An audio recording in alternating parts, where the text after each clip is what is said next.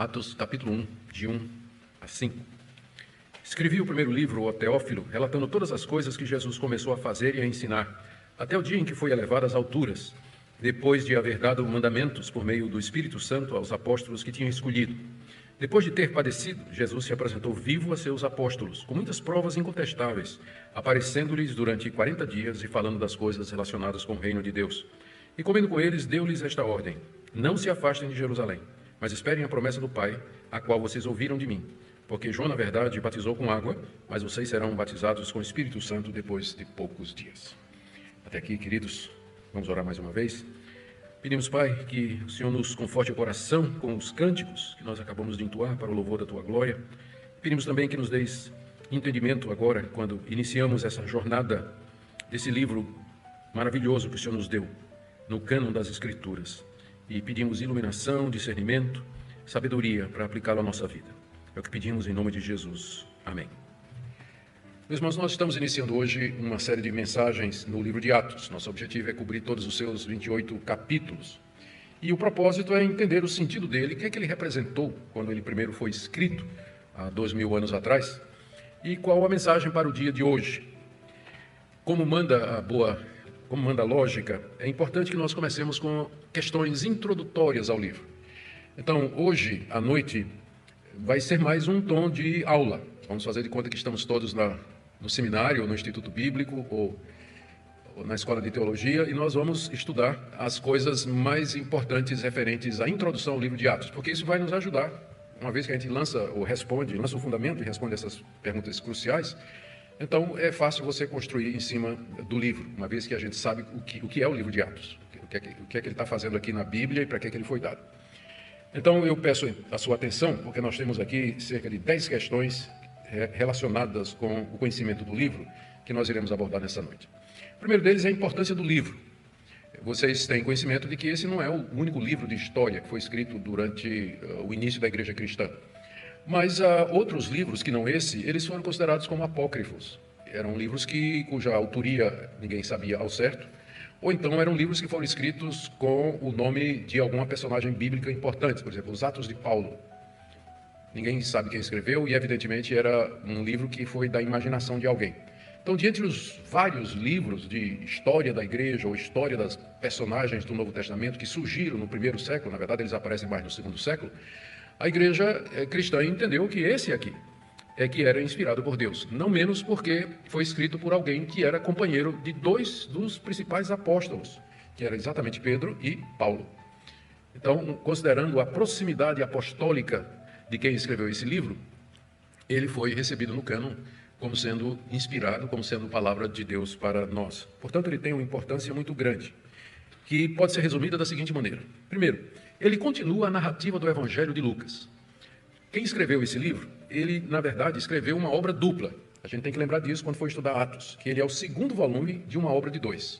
O primeiro volume é o Evangelho de Lucas, e o segundo é a sequência do Evangelho de Lucas. Enquanto que o Evangelho de Lucas traça a história de Jesus Cristo, o livro de Atos traça a história dos seus discípulos. E a gente sempre deve lembrar essa sequência. E como tal, o livro de Atos, ele traça a história do cristianismo desde a ressurreição de Cristo até a época em que o apóstolo Paulo estava em Roma, preso, mas ainda pregando o Evangelho desimpedidamente, que é Atos capítulo 28, verso 31, que é o último versículo. Esse é o único livro do Novo Testamento que pode ser chamado de histórico. E ele narra o progresso da igreja, liderada pelos apóstolos, em levar o Evangelho de Cristo ao mundo. Ele pode ser considerado como o primeiro livro de história da igreja cristã. Mais adiante vai surgir um livro muito importante também para nós, para o conhecimento dos princípios, que é a história eclesiástica escrita por Eusébio no século IV.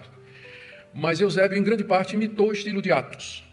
E, é claro, não era inspirado por Deus. Portanto, esse livro é único entre os livros do Antigo Testamento. Também a exclusividade dele, ou a importância dele, reside no fato de que ele faz uma ponte entre as cartas e os evangelhos, porque ele fornece o contexto histórico e geográfico, tanto das cartas quanto dos evangelhos, especialmente as cartas escritas pelo apóstolo Paulo. Sem o livro de Atos, pouco nós saberíamos a respeito do ministério de Pedro, do ministério de Paulo, e nem do contexto em que o restante da literatura do Novo Testamento foi produzido. Por isso que uma regra muito boa para os pregadores e estudiosos é, quando você for estudar uma carta ou um evangelho, procure localizá-lo historicamente e geograficamente através do livro de Atos, porque isso dá o pano de fundo, isso ajuda a gente a entender melhor o porquê daquela carta ter sido escrita, quando ela foi escrita, a quem ela foi destinada e assim por diante. Geograficamente, o livro de Atos tem um movimento, ele se inicia lá em Jerusalém e termina, passa pela Palestina até Roma, que era o centro político do Império. Então, há um movimento na história. Muita coisa aconteceu no primeiro século, é óbvio. O livro de Atos, ele toma eventos selecionados. Ele não se pretende, e nem poderia ser, um livro exaustivo de história da igreja. Mas ele está interessado em narrar o desenvolvimento geográfico, como a igreja cumpriu aquilo que Jesus mandou. Começando em Jerusalém, vocês vão até os confins da terra anunciando o Evangelho. O livro de Atos, ele tem como objetivo mostrar como os discípulos fizeram isso. Então, ele tem um movimento geográfico. Começa em Jerusalém e ele termina em Roma, que era exatamente aquilo que Jesus queria que os discípulos pregassem. Historicamente, o livro de Atos cobre um período muito curto. A história relatada aqui é dos 30 primeiros anos do cristianismo, dependendo da datação exata, talvez 29 ou 32 anos, mas em torno de 30 anos, que não é muito. Mas é o período que ele cobre, os primeiros 30 anos da história da igreja cristã. E teologicamente, ele funciona como uma ponte entre a igreja apostólica, a primeira igreja cristã, e a igreja de todas as épocas. E aqui eu tenho um ponto que é muito importante. O livro de Atos, ele vai narrar esses 30 anos que ele cobre nesse movimento de Jerusalém para Roma, é um período específico e único na história da igreja, porque marca a transição do Antigo Testamento para o Novo, quando o Evangelho deixa de ser exclusividade da nação de Israel e passa a ser o Evangelho para todas as nações. E Deus levantou um grupo único de pessoas para administrar essa transição, que foram os apóstolos. E isso foi feito, podemos dizer que mais ou menos termina quando a capital do império é alcançada, porque ali está o apóstolo Paulo, que Deus levantou exatamente para cumprir isso aí.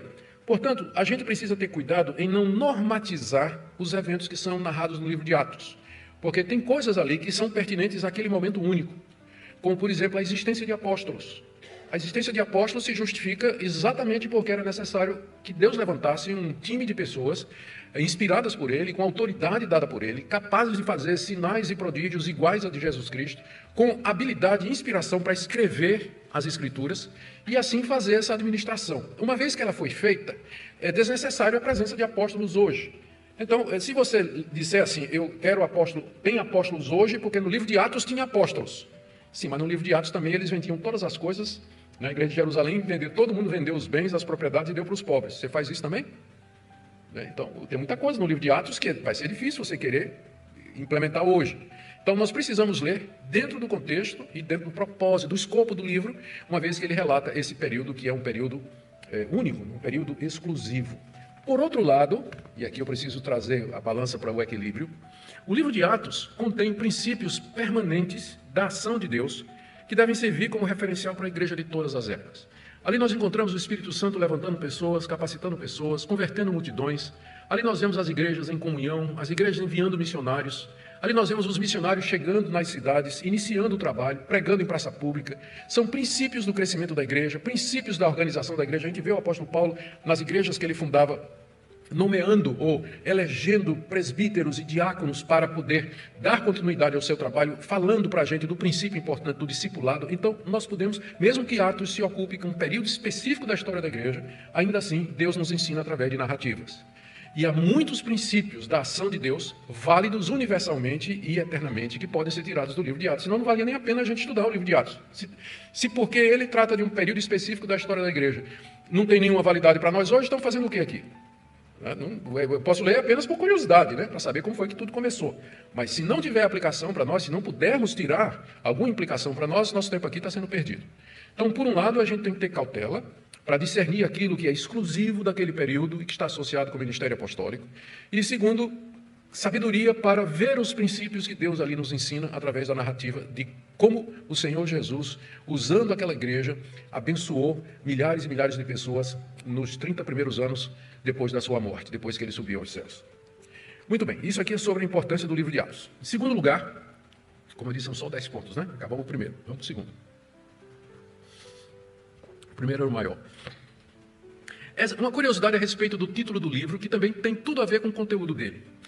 Como vocês sabem, o título Atos dos Apóstolos, ele foi dado pela igreja e não por Lucas. O livro não tem título. A obra, no original, no grego, ela vem sem título. Mas, num certo sentido, esse título, Atos dos Apóstolos, ele não é muito acurado, ele não é muito preciso, porque Atos não pretende dar um relato detalhado da atividade dos 12 apóstolos de Jesus Cristo, depois que ele subiu aos céus, na sua ressurreição. Porque, além do apóstolo Paulo, só 3 apóstolos são mencionados. Na verdade, são João, o apóstolo João, que aparece no livro de Atos como uma figura silenciosa, ele não dá um pio no livro de Atos. Tiago, que é morto, é o primeiro a morrer, né? É o primeiro mártir, logo desaparece de cena. E Pedro, que sai da narrativa no capítulo 12. Pedro só aparece de 1 a 12. Do capítulo 12 em diante, quem aparece é o apóstolo Paulo. Então, Atos dos Apóstolos não é um título exatamente correto, porque Lucas selecionou alguns apóstolos. E dentre eles, 2 têm as suas atividades e os seus sermões narrados, que são Pedro, com alguns sermões escritos por Lucas, e Paulo, também com alguns sermões escritos por Lucas aqui, registrados aqui, e também suas obras e suas atividades missionárias. Por isso que algumas pessoas, uma vez que Atos se concentra nas atividades missionárias de Pedro, na primeira parte do livro, e nas atividades missionárias de Paulo, na segunda parte do livro, alguns então acham que seria melhor o título Os Atos do Senhor Ressurreto, ou Os Atos do Espírito Santo, porque o que o autor do livro de Atos pretende é narrar as atividades dessas principais figuras do cristianismo primitivo, que foram Pedro e Paulo. Agora vamos pensar um pouquinho, já citei que o autor é Lucas, vamos pensar um pouquinho a respeito da autoria do livro de Atos. Como eu disse, tanto o Evangelho quanto o livro de história que se segue depois, chamado de Atos, eles são anônimos, eles não vieram com o nome do autor, bem como os demais evangelhos, eles não têm o nome do autor. Então nós sabemos que foi Lucas, o médico amado, por algumas dicas que nós temos no Novo Testamento. Primeiro, nós sabemos que tinha um companheiro de Paulo chamado Lucas, que ele era grego e que ele era médico. Nós lemos em Colossenses 4,14, Paulo dizendo, Lucas, o médico amado, e também Demas mandam saudações. Em 2 Timóteo 4,11, Paulo diz, somente Lucas está comigo. Filemão 24, Paulo cita Epáfras, Marcos, Aristarco, Demas e Lucas como seus colaboradores. E aí, nós vemos que no livro de Atos, vários eventos que são narrados na sua segunda parte, são narrados na primeira pessoa do plural, nós. A narrativa vai assim, Paulo e os seus companheiros foram para a cidade de tal. E quando chegaram lá, nós começamos a pregar o evangelho na sinagoga. Opa, o que é que isso significa? Que quem escreveu o livro de Atos se juntou à equipe de Paulo naquela cidade. Então, essas sessões, nós, são várias. Se você quiser anotar depois, Atos 16:10, Atos 25, Atos 21:1, Atos 27:1. Anotaram? Você pode ver no vídeo depois. Essas passagens são as chamadas sessões nós, onde o autor se inclui na narrativa. Aí quando você compara os locais onde esse cidadão se inclui na narrativa com as cartas que Paulo escreve, onde Lucas é mencionado, o médico amado, e você então percebe que o livro de Atos só poderia ter sido escrito por alguém de grande cultura e conhecimento, você, por eliminação, chega no nome de Lucas. Ele era o único dos companheiros de Paulo que estava com ele na época em que a sessão nós começa e que teria a capacidade para escrever um livro com tanta erudição. Aliás, o grego desse livro é um dos melhores do Novo Testamento. Então, era uma pessoa extremamente capaz. Então, Lucas, o médico amado, é a pessoa que se encaixa nessa descrição. Além disso, nós temos o testemunho, isso aqui é o que a gente chama de testemunho interno, né? Nós temos também o testemunho externo. O cânon Muratori, que é a primeira lista dos livros canônicos do Novo Testamento e que data de 170 depois de Cristo, já traz a seguinte declaração: Lucas é o autor do Evangelho e de Atos de todos os apóstolos. Isso já final do século II. Que é quando aparecem as primeiras listas de livros canônicos. Ireneu, um pai da igreja, que escreveu no ano 180, se referindo a Atos como sendo a obra escrita por Lucas. E Eusébio, o historiador que eu já mencionei, escreveu sua obra em 325, na sua história eclesiástica ele apresenta uma série de fontes que apoiam a autoria de Lucas. Então, para nós que recebemos estas evidências como sendo certas, não há dúvidas de que quem escreveu o livro de Atos foi um companheiro de Paulo, que o acompanhou em várias viagens, provavelmente um discípulo de Paulo, a gente não sabe quando ele se converte, mas ele era grego, uma pessoa extremamente culta, e é ele quem escreve. Estava com Paulo na prisão, lá no final na prisão relatada aí no final do livro, em Roma, e é provavelmente, então, o autor desse livro que nós temos aqui. Aí a gente pergunta, como é que ele, então, sabia de tudo que ele sabe aqui, porque o livro é muito rico, tem muita informação de muita gente, de muitos lugares. Então, quais são as fontes que Lucas usou? Bom, na segunda parte não é difícil. Ele presenciou grande parte dos eventos, né, que ele narra na primeira pessoa do plural, nós. Ele foi companheiro de Paulo, e de Paulo, com certeza, aprendeu e ouviu tudo relacionado com a história do apóstolo, que está narrado aqui a partir desde a conversão dele até a prisão dele. Certamente Lucas, em Paulo, ele tinha a fonte principal de informações para a segunda parte. E para a primeira parte, a gente recorre ao início do Evangelho de Lucas, onde ele diz que ele começou a escrever, fazendo uma pesquisa detalhada, conversando com testemunhas oculares. Provavelmente ele consultou fontes orais, fontes escritas, que já circulavam naquela altura. Ele era um pesquisador, e ele saiu se informando com um, se informando com o outro. Ele tinha acesso aos apóstolos, conforme nós vamos ver aqui. Então, ele teve fontes escritas, que ele menciona no início do Evangelho de Lucas, e fontes orais também, fora o seu próprio testemunho. Então, era uma pessoa que estava bem informada, pesquisou essa obra que ele escreveu, e nos deu essa riqueza de conhecimento, que é esse livro extraordinário. Uma questão, aqui vamos para a quinta questão, que é também uma questão muito interessante, é a quem esse livro foi destinado. Pense bem, escrever livros naquela época não é tão fácil como hoje. Não é tão fácil como hoje. Hoje a gente senta, a gente escreve um livro, só precisa ter um computador e cabeça, né? Uma fonte, algum conhecimento, e você escreve aquilo ali. E não custa nada, a energia do seu computador, talvez, né? E o cafezinho que você toma enquanto você está ali escrevendo o livro. Naquela época, para escrever um livro, era muito caro. Tinha a questão dos pergaminhos, tinha a questão do tempo, você praticamente, né, porque era tudo à mão, assim, o negócio. Quando você pega manuscritos do século I, II, III, você vê o cuidado com que eles foram compostos, feitos, escritos. Então, era um negócio que levava tempo. E agora imagine você distribuir aquilo ali. Quem iria distribuir? Hoje você faz uma cópia, né, você escreve o seu original, você pode mandar 10 mil cópias por e-mail para 10 mil amigos que você tenha, né, a custo zero. Mas naquele tempo você tinha que copiar, né, na mão, olhando e copiando. Então o processo editorial e de publicação de um livro era extremamente caro. Extremamente caro. Então a pergunta é, a quem interessaria um livro sobre história do início da igreja? E para quem Lucas escreveu? E como é que ele conseguiu que esse livro chegasse a ser o que é hoje? A resposta está no início do livro do Evangelho de Lucas, e aqui no verso 1 do capítulo 1 do livro de Atos. Escrevi o primeiro livro, ó Teófilo. Aqui na introdução a Atos, talvez porque já usou o termo no seu Evangelho, Lucas não se refere a Teófilo pelo título. Em Lucas capítulo 1, no verso 3, ele diz assim: eu quis te dar por escrito, excelentíssimo Teófilo. Então, a primeira dica aqui é que esse Teófilo, ele seria uma pessoa da nobreza. O termo excelentíssimo seria traduzido hoje, no nosso coloquial, como Vossa Excelência. Se você disser Vossa Excelência, era o mesmo excelentíssimo daquela época. Então, era um nobre, e provavelmente alguém que estava bem posicionado no Império Romano, de alguma forma, e, portanto, alguém em condições de bancar a obra. E ele foi selecionado de propósito. Ele era um novo convertido, a gente lê isso no início do Evangelho de Lucas. Ele era um novo convertido que estava sendo catequizado, aparece essa expressão, traduzido como instruído, mas no grego é catequizado. Ele estava sendo catequizado nas verdades a respeito de Cristo e da igreja. E devido à sua alta importância e à posição que ele ocupava, era estratégico que ele tivesse uma cópia do Evangelho a respeito de Cristo e da história da igreja cristã que se seguia. Então, nós cremos que Teófilo era essa pessoa ideal a quem Lucas escreve a sua obra, Lucas Atos, porque além de ser uma pessoa distinta, era alguém que tinha condições de distribuir, mandar fazer cópias e disseminar o livro de Atos. Por isso, nós entendemos que esse cristão desconhecido, ele entrou para a história como sendo o destinatário da obra Lucas Atos. Fora disso, não sabemos de mais nada, a não ser pelo título excelentíssimo Teófilo. Talvez oficial romano, a gente não sabe direito. E, como eu disse, é provável que tenha sido patrocinador, tanto para as cópias quanto para a distribuição do Evangelho. O fato de que Lucas escreve para uma pessoa não limita a sua obra, porque ele escreve destinando a uma pessoa, mas ele escreve para uma audiência que ele sabe que vai ser muito maior. Se é que a nossa reconstrução dos fatos aqui parece plausível. Alguns outros, eu vou citar apenas porque isso é comum, alguns outros entendem que, na verdade, Teófilo não é uma pessoa, mas é um pseudônimo, um apelido para a igreja, porque a palavra Teófilo, em grego, significa aquele que ama a Deus.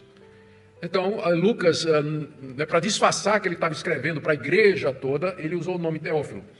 Eu creio que a primeira hipótese é mais atraente, né? Era um indivíduo excelentíssimo, né? Por que excelentíssima igreja, então? Fica meio sem sentido, né? Então, a primeira hipótese eu acho que responde melhor por todas as questões, explica muito bem o surgimento desse livro. Sobre a questão da data, isso é uma questão bem polêmica, e deixa eu ocupar vocês aqui um pouquinho com uma questão que é meio acadêmica, mas que talvez alguns de vocês, se forem fazer seminário numa escola que não tenha compromisso com a palavra de Deus, com certeza vão ver essa explicação. Tem duas datas sugeridas para o livro ter sido escrito. A primeira data seria uma data no século II, já depois que, se Lucas existiu, já teria morrido, se os apóstolos todos já tinham morrido, a igreja estava bem avançada, teria sido escrito no século II, o livro de Atos.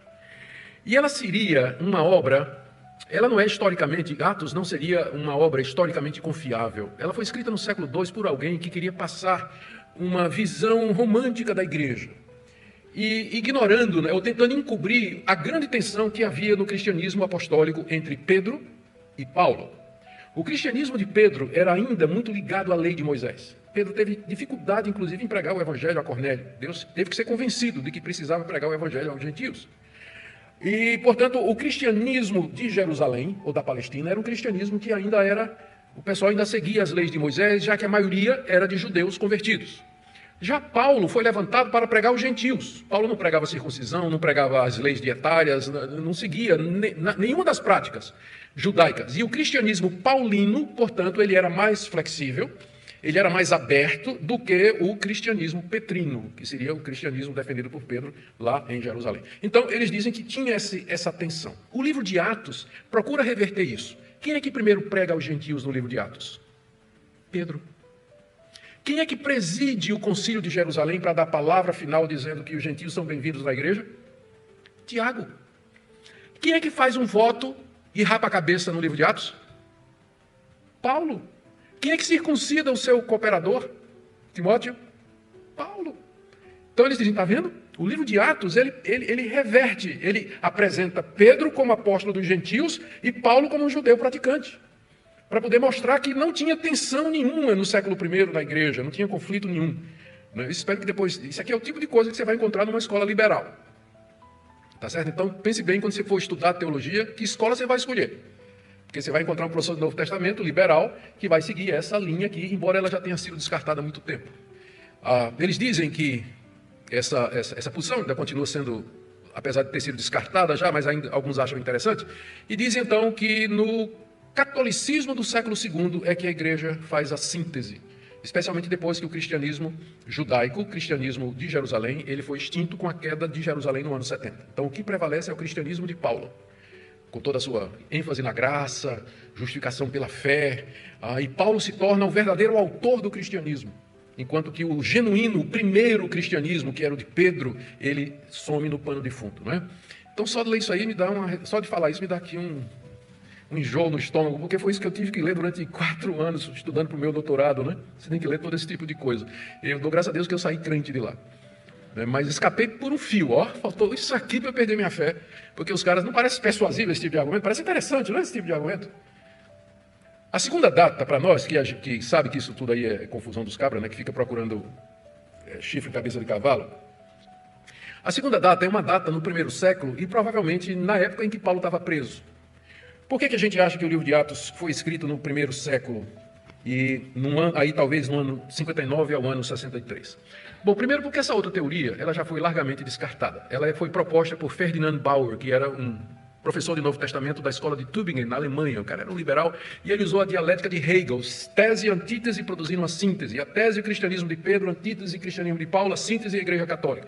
Uma vez que a dialética de Hegel como modelo filosófico já foi descartada, a teoria também foi descartada com ela. Ninguém hoje mais segue Hegel em termos de compreensão filosófica do mundo e da realidade, né? Além do mais, outros estudiosos têm feito estudos, têm produzido pesquisas que demonstram que apenas alguém com um conhecimento do primeiro século poderia ter escrito os detalhes da narrativa que você tem. Porque os detalhes que Lucas tem, por exemplo, a viagem de Paulo de barco, aquele naufrágio, o nome dos lugares, as rotas que eram seguidas, eram um conhecimento que seria impossível se a pessoa não fosse do primeiro século e não tivesse de alguma forma participado de tudo aquilo. Então nós cremos que o livro, ele foi, entre outros argumentos, ele foi escrito entre o ano 59 e o ano 63, assim. Outra coisa, a igreja nunca teria aceitado o livro de Atos no segundo século, porque já há referência a ele bem antes disso, bem antes dele já tem referência a isso. Entre o ano 59 e 63, antes da queda de Jerusalém. Por quê? Primeiro, o livro acaba quase que abruptamente com Paulo pregando o evangelho em Roma preso. Não é assim que o livro acaba? Paulo preso em Roma pregando o evangelho desimpedidamente. Não há registro no livro de Atos de fatos importantes que ocorreram naquele período, como, por exemplo, o incêndio de Roma e a primeira perseguição romana contra os cristãos que aconteceu no ano 64. O livro de Atos não conta o martírio de Pedro e Paulo, que aconteceu provavelmente no ano 67, por ordem de Nero. O livro de Atos não fala da destruição de Jerusalém, que aconteceu no ano 70. E muito menos não há menção do resultado do julgamento de Paulo, que estava lá preso em Roma. Se Lucas sabia de tudo isso, ou se o autor de Atos escreveu no século II, ou numa data depois da destruição de Jerusalém, esses fatos eram extremamente importantes e precisariam ser contados. Entretanto, o livro acaba com Paulo preso em Roma, e nós estamos aqui no início da década de 60, final da década de 50, início da década de 60, que é a data provável. Por que o livro acaba ali? Porque ele foi escrito ali quando Paulo estava preso em Roma. O que Lucas sabia, ele escreveu, só podia escrever até onde ele sabia, que foi exatamente aquela razão. Se Lucas sabia de tudo, por que não relatou esses eventos que eu mencionei? É porque ainda não tinham acontecido. Portanto, uma data razoável para nós é que o livro de Atos foi escrito entre o ano 59 e o ano 63. 4 anos depois, Paulo vai morrer decapitado lá em Roma.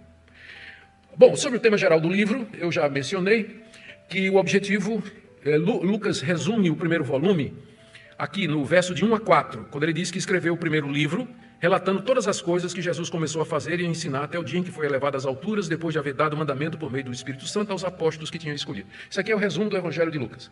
O resumo do que ele vai escrever agora, nesse segundo volume, que é o livro de Atos, está no verso 8, que nós veremos no correr da exposição.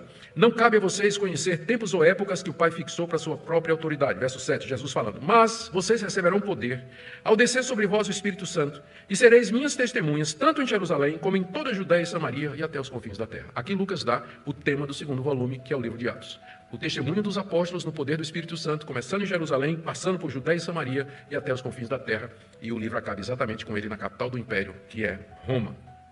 O alvo de Lucas, portanto, quando ele escreve esse livro para Teófilo, já estou aqui no ponto 8, é narrar o progresso do Evangelho até Roma. Ele queria apresentar a história da igreja, um relato histórico das origens do cristianismo, com o objetivo de mostrar que a fé cristã se baseia em fatos históricos, enquanto que o Evangelho narra os fatos históricos referentes a Jesus, o livro de Atos narra os fatos históricos referentes à igreja, com o propósito de edificar Teófilo na sua fé santíssima e depois espalhar o conteúdo para onde fosse possível. É isso que ele diz na introdução do Evangelho. Ele diz que tem como alvo confirmar Teófilo nas verdades que Teófilo havia escutado. Lucas 1, de 1 a 4. E assim, através da narrativa, Lucas deseja despertar a fé de Teófilo, mostrando que aquilo que ele crê não é conversa, não é lenda, mas são fatos, coisas que de fato aconteceram. Tanto a vinda de Jesus ao mundo, Evangelho de Lucas, quanto a continuação da fé cristã através dos apóstolos, livro de Atos. Esse é o objetivo da obra. A gente não pode deixar de perceber também que Lucas tinha um objetivo apologético. O cristianismo foi muito atacado pelos judeus e pelos gentios no primeiro século. Você vai encontrar aqui no livro de Atos, por exemplo, defesas contra acusações dos judeus. Os judeus geralmente acusavam os cristãos de falar mal do templo, da lei, de negar a circuncisão, o calendário sagrado, a dieta religiosa. Entretanto, Lucas mostra aqui no livro de Atos que quem era judeu e se convertia continuava sendo judeu praticante. Por isso que quando Paulo chega em Jerusalém, a uma certa altura, Tiago vai conversar com ele e diz, olha, temos aqui milhares de judeus que creram e são todos praticantes da lei de Moisés. Então, não tem problema um judeu convertido continuar nas tradições do seu povo, desde que ele saiba que a salvação é pela graça, pela fé em Cristo Jesus, e não pela guarda daquelas coisas ali. Mas se ele quiser culturalmente guardar os ditames da lei de Moisés, ser um bom cristão não significa ser um mau judeu. Então o livro de Atos está o tempo todo mostrando os judeus convertidos ainda como praticantes da lei, como que para dizer, olha, a gente não... Nosso problema é você querer pegar a lei de Moisés e colocar em cima de quem não é judeu. Mas para quem é judeu, quiser seguir o calendário religioso, não comer carne de porco, não comer sangue, celebrar as 3 festas dos judeus, circuncidar os filhos, tem problema, é judeu. Isso aí faz parte da tradição e da cultura, mas não queira colocar isso em cima dos brasileiros, por favor, porque nós não somos judeus. Então, Atos, ele traz uma apologia, uma defesa dos cristãos contra as acusações dos judeus de que eles estariam pervertendo a lei de Moisés. Ou também, é interessante que o livro de Atos constantemente mostra que os procuradores e as autoridades romanas nunca viram falta nenhuma nos cristãos. Quem causava encrenca eram os judeus. Os judeus pegavam os cristãos, levavam diante dos tribunais e os procuradores diziam: isso aí é uma questão da religião de vocês, eu não quero me meter com vocês. O próprio Paulo sendo julgado pelo menos 3 vezes, em todas as 3 vezes, as autoridades romanas dizem: não tem nada contra esse homem. Paulo só vai para Roma porque ele resolveu apelar para César, porque ele estava vendo que tinha um complô para acabar com a vida dele. Mas as autoridades romanas, no livro de Atos, não perseguem a igreja, quem persegue são os judeus. Então, há um tom apologético também aqui, e alguns acham até que foi em defesa de Paulo. Lucas escreve o Evangelho e o livro de Atos para defender Paulo, que estava preso, aguardando julgamento. Todas essas finalidades, elas são importantes e elas continuam a falar para nós até o dia de hoje. Por último, gente, vamos falar um pouquinho sobre o que a gente chamaria de a teologia de Atos. Eu vou usar esse termo com muito cuidado, porque a teologia de Atos não é diferente da teologia do Novo Testamento.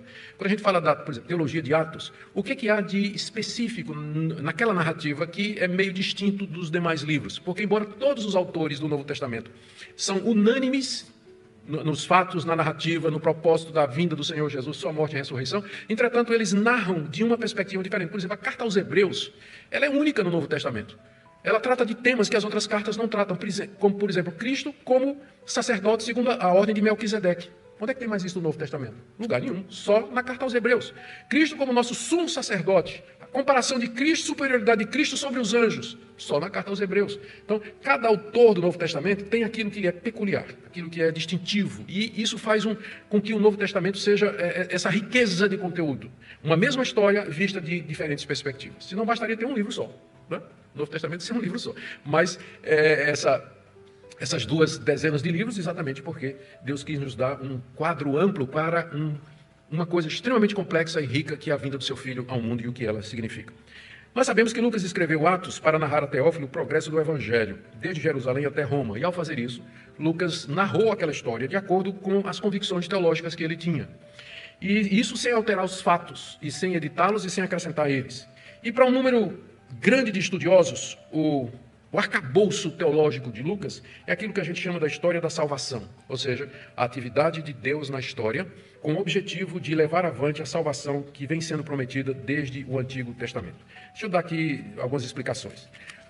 Lucas, ele vê os fatos que acontecem com a igreja no livro de Atos como sendo a continuação histórica do que aconteceu no Evangelho, que por sua vez é a continuação histórica do que aconteceu no Antigo Testamento.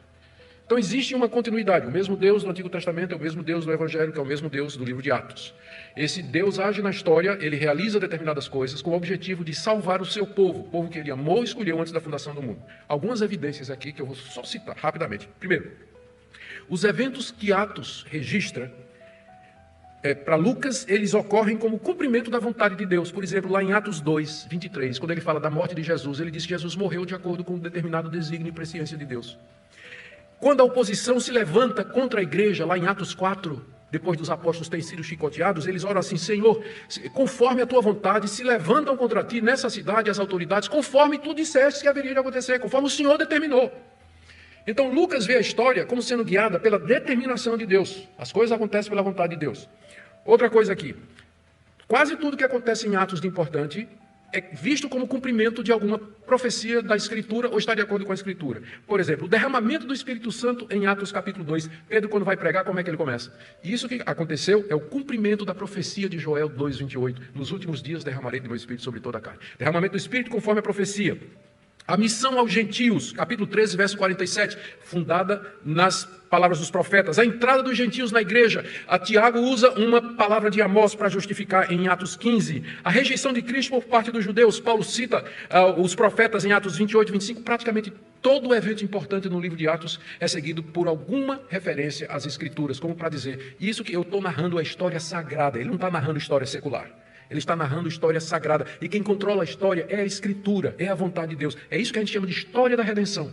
Os atos salvadores de Deus que ocorrem dentro da história secular. Dentro da história do mundo, tem a história da redenção, que é a intervenção de Deus pontualmente para realizando eventos que vão culminar na salvação do seu povo. Além disso, a cada etapa do progresso missionário, Lucas fala como Deus interveio. Por exemplo, o Espírito Santo agindo diretamente, Atos 13:2, Atos 15:28, Atos 16:16, anjos vindo para ajudar os apóstolos e o povo de Deus, Atos capítulo 5, Atos capítulo 8, 27, profetas anunciando o que é que Deus ia fazer, Ágabo 2 vezes, Atos 11 e Atos 20, e às vezes o próprio Senhor que aparece a Paulo para dizer, fica em Corinto, porque eu tenho muita gente aqui nessa cidade. Então, o livro é cheio de interferências sobrenaturais de Deus a cada evento que acontece, mostrando então com isso que o tema de Lucas é dizer que esse movimento geográfico dos discípulos do cristianismo, lá de Jerusalém, até os confins da terra, até Roma, era alguma coisa dirigida pelo próprio Deus. São os atos do Espírito Santo, os atos do Senhor ressurreto. É interessante que aqui no capítulo 1, verso 1 do livro, ele diz assim, escrevi o primeiro livro ao Teófilo, relatando as coisas que Jesus começou a fazer. Então, no Evangelho, Jesus começa a fazer. Aqui no livro de Atos, ele continua a fazer. E nós vivemos em Atos 29, que o livro de Atos termina no capítulo 28, né?